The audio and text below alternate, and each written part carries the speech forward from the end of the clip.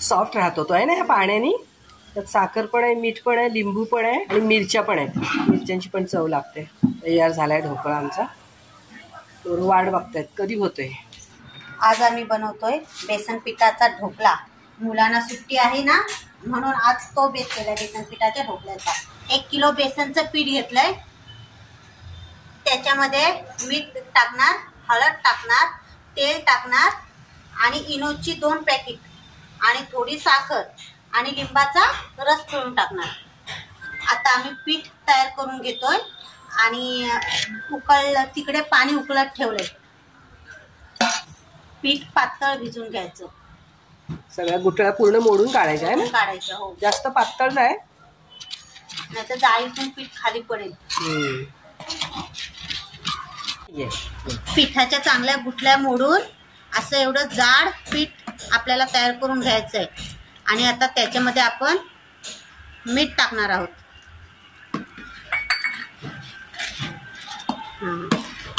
अंदाजाने मीठ टाकायचा. हा माणूस आमचा एक्सपर्ट आहे नेहमीचा टाकणारा, त्यामुळे तो अंदाजाने टाकतो. हळद टाकून घ्यायची थोडीशीच टाकायची. हळद जास्त नाही टाकायची, नाही तर ढोकळा लाल होतो.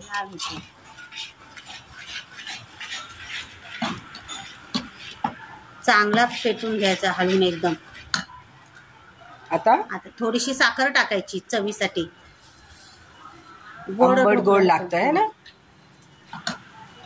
आणि आता थोडासा तेल पण टाकून घ्यायचंय. पिठामध्ये तेल पण टाकलं थोडंसं, हो, म्हणजे चिकट नाही होत तो. चांगलं झाले पीठ. 1 लिंबाचा रस पण त्याच्यामध्ये पिठामध्ये आपण टाकणार आहोत. 1 अख्खं लिंबू टाकणार. 1 अख्खं लिंबू टाकणार, आंबट गोड चव येण्यासाठी.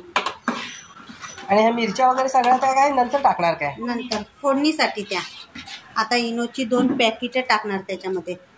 2 पॅकेट एकदम टाकणार? हो, 2 लागतातच. हो लागतात 2. आपल्याला ज्याच्यामध्ये पीठ टाकायचं आहे ना, त्या वस्तूला आधी तेल लावून घ्यायचं. आम्ही ताटामध्ये टाकणार आहोत म्हणून ताटाला तेल लावून घेतो. आणि मगच इनो टाकायचं पिठात, नाही तर इनोची पावर लगेच निघून जाते. आता इनोचं पाकिट आरती फोडलंय. दोन्ही पाकिट टाकणार काय ग? हा, दोन्ही पण. आणि मग इनो टाकलं का लगेच ढोकळा लावायचा, पसरवून ठेवायचं पीठ. हे सगळं टायमिंग परफेक्ट जमलं पाहिजे. म्हणून तर वाट बघते गालावर हात ठेवून. परी बसलेली आहे, कधी देतात खायला. चांगलं मिक्स करून घ्यायचं, म्हणजे त्यात हवा धरते आहे ना पिठात. आता ताटाला जो तेल लावलाय त्याच्यामध्ये तो पीठ आपण टाकून घेणार आहोत ढोकळ्यासाठी.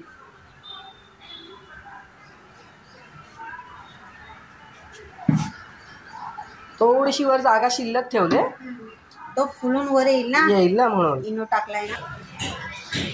पाणी चांगली उकळी आले, त्याच्यामध्ये गॅसची कढी ठेवले म्हणजे ताट आतमध्ये बुडणार नाही. आणि वरती ताट ठेवून घ्यायचा पिठाचं.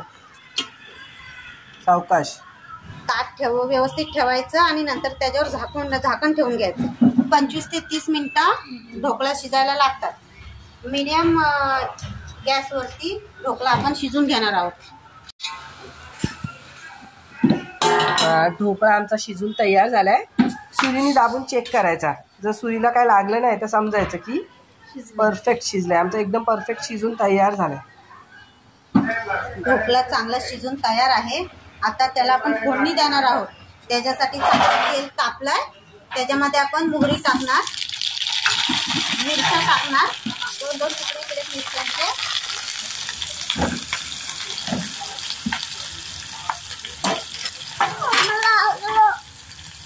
आणि कढीपत्ता पण टाकणार.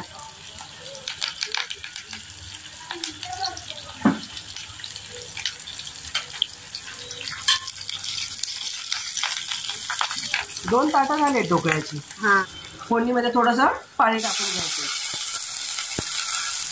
तेलामध्ये पाणी टाकले. आता या पाण्यामध्ये किंचित साखर टाकायची, म्हणजे त्याला आंबट गोड चव लागते ढोकळ्याला. आणि थोडंसं मीठ पण टाकणार. आणि मग हे पाणी चांगलं मिक्स झाली साखर आणि मीठ, तिथे ह्या ढोकळ्यावर सोडायचं म्हणजे ढोकळ्याला चिकटपणा राहत नाही. लिंबू पण पिळते, थोडंसं लिंबू पण पिळते त्याच्यावर, अर्धा लिंबू पिळून घातले. ढोकळ्यांचे छोटे पीस करून घेतोय, म्हणजे फोडणी चांगली आतपर्यंत जिरते. मस्त जाळी पडली काय ग शीतल? चांगले झाले ढोकळा, चांगली पडली ना जाळी? हो चांगली पडले. इनोमुळे एकदम सॉफ्ट होतो. ती आई आमची बघते वरनं. थोडं बारीक, एकदम बारीक नका करू पीस.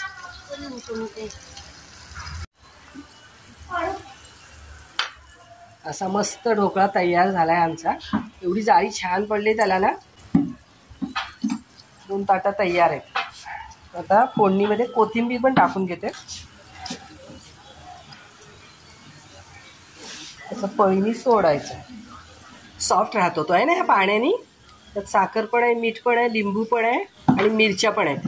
व्हिडिओ पूर्ण बघा आणि आवडला तर नक्की लाईक करा, सबस्क्राईब करा अजून जर आमच्या चॅनलला केलं नसेल तर. आम्ही रोज काय ना काहीतरी खायचं नवीन नवीन बनवतो, वाराप्रमाणे आणि पोरांच्या सुट्टीप्रमाणे फेर बदलतात. असं झालंय श्रावणी? मस्त झालं. हो काय, एकदम मस्त जाळीदार ढोकळा तयार झालाय आमचा.